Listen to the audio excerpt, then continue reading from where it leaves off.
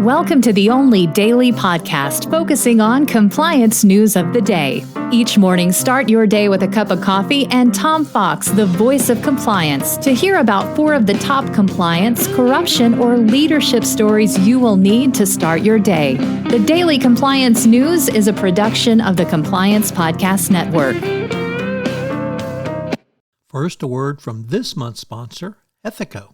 If you're a compliance officer, middle managers are crucial in getting your programs from you to your frontline employees.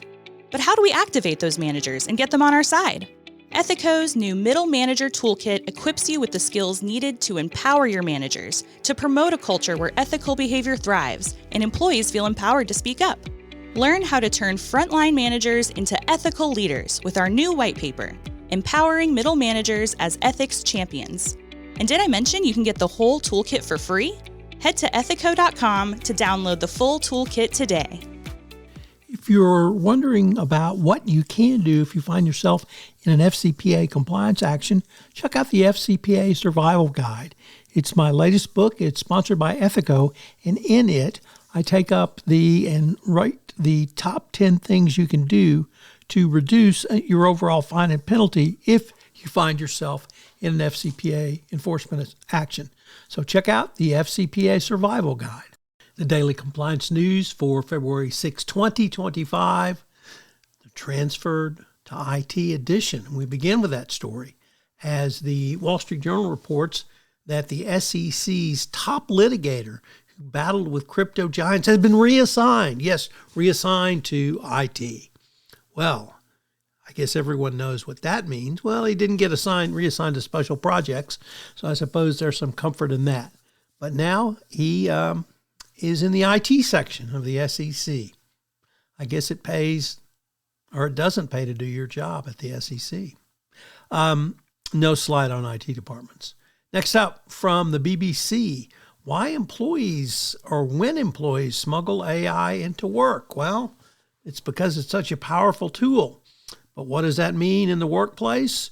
Well, it means that you may be very far ahead of your compadres. It may mean that your employer thinks you're cheating. It may mean that you become the star. That's why employers need to consider this very carefully and get on board with it.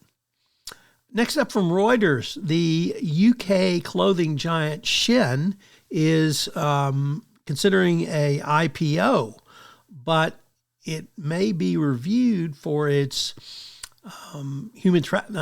forced labor allegations against it that rights groups claim it includes cotton produced by Uygur forced labor. And a group called the Stop Uygur Genocide claims that the retailer buys cotton produced by Uygur forced labor, and it plans to apply for judicial review, which could put increased pressure on Britain's Financial Conduct Authority.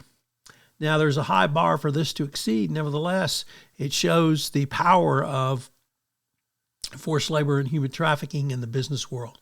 And our final story comes to us from Bloomberg, where it reports that Pam Bondi has won Senate approval to lead the Department of Justice as the Attorney General. She plans a big shakeup coming, and the parameters of that shakeup are yet to be seen. Now, if you recall, Sally Yates in December at the ACI National FCPA Conference said there's no Department of Retribution in the Department of Justice. Well, that was last year under a prior administration. It's going to be interesting to see what Pam Bondi does as AG. At the start of this podcast, the sponsor for the entire Compliance Podcast Network is Ethico. Well, Ethico has a great new offering this month for you, a toolkit for middle managers. This is something that you, as the compliance professional, can use to move your compliance program forward by giving middle managers the skills necessary to answer a call for speak up or when someone comes in their office and raises a concern.